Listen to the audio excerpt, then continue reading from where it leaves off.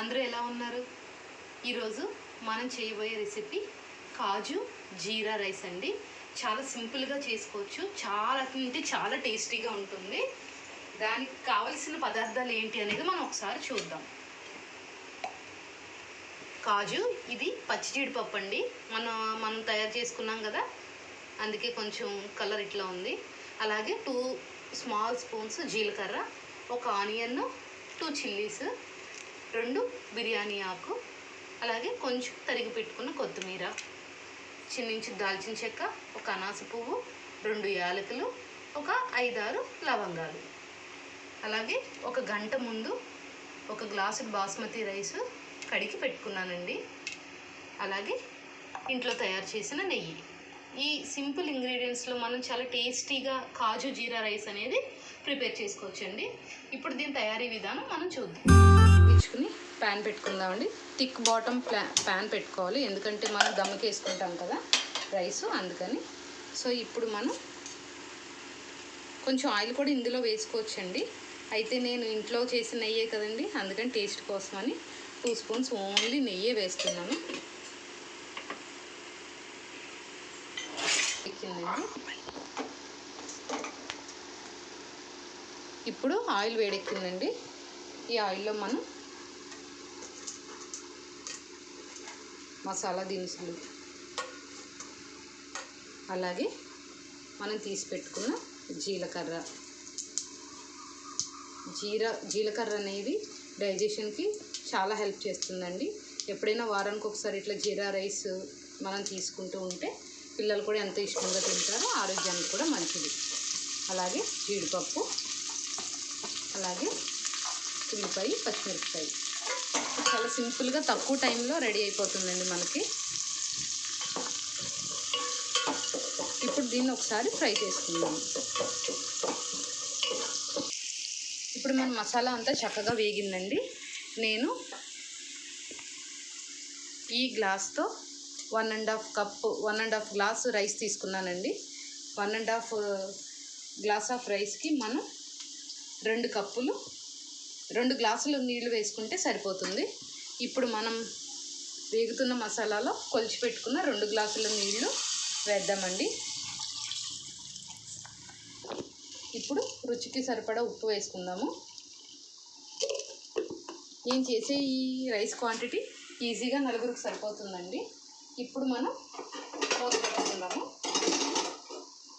ఈ వాటర్ ఒక మరుగు వచ్చే వరకు పక్కకుండా లైట్.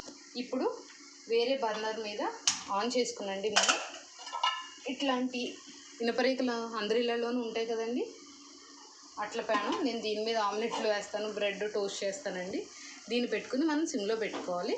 మనకి ఈ వాటర్ బాయిల్ అయ్యేలోపు ఈ ప్యాన్ అనేది వేడెక్కుతుంది. తర్వాత మనం రైస్ వేసిన తర్వాత ఈ గిన్నెని దాని మీదకి ట్రాన్స్ఫర్ చేసుకుని దమ్కేసుకుంటామండి. చూసుకుందామండి, మన వాటర్ చక్కగా బాయిల్ అవుతుంది. ఇట్లా బాయిల్ అయ్యేటప్పుడు మనం తీసి పెట్టుకున్న రైస్ వేసుకోవాలి. చాలా టేస్టీగా ఉంటుందండి. తక్కువ ఇంగ్రీడియంట్స్తో చాలా ఈజీగా తొందరగా చేసేసుకోవచ్చు మనం. దీనికి కాంబినేషన్గా చికెన్ కర్రీ తినొచ్చు, రొయ్యల కూర తినొచ్చు, మన ఇష్టం అండి. గుత్తి వంకాయ మసాలా కూడా చాలా బాగుంటుందండి దీంట్లోకి.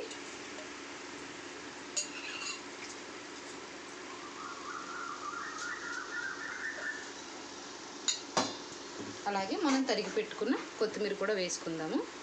వేసుకుని ఒకసారి కలుపుకుని ఉప్పు చెక్ చేసుకుందామండి.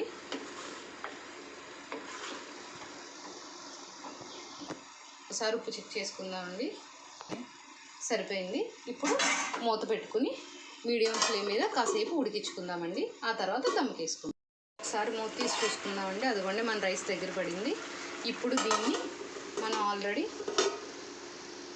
రెడీగా పెట్టుకున్నాం కదండి ప్యాను, అది చూడండి బాగా వేడెక్కింది. ఇప్పుడు ఆ ప్యాన్ మీదకి మన రైస్ని ట్రాన్స్ఫర్ చేసుకుని ఒక 15 to 20 మినిట్స్ సిమ్లో దమ్ చేసుకుంటే మన జీరా రైస్ రెడీ అండి. ఇట్లా ఏదో ఒక వెయిట్ పెట్టుకుంటే ఆవిరి బయటకు పోకుండా ఉంటుందండి మనకి. నాకు ఈ చిన్ని కలం ఉంటుంది కిచెన్లో ఎప్పుడు, అందుకని ఏ రైస్ దమ్ చేయాలన్నా నేను దీన్నే యూజ్ చేస్తాను. ఇప్పుడు ఒక 15 to 20 మినిట్స్ దీన్ని ఇలా దమ్ కుదిలేసి స్టవ్ ఆఫ్ చేసుకుంటే మనం కాజు జీరా రైస్ రెడీ అండి. మరి ఓపెన్ చేసి చూద్దామండి మన రైస్ రెడీ అయ్యిందో లేదో.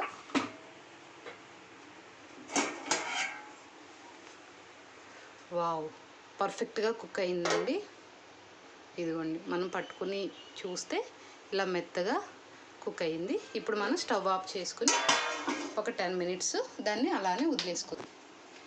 10 మినిట్స్ అయిపోయిందండి. ఇప్పుడు మన రైస్ని ఒకసారి కలుపుకుందాము.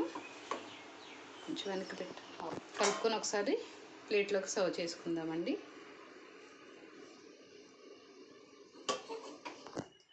ఇదిగోండి వేడి వేడి కాజు జీరా రైస్ రెడీ అయిపోయింది.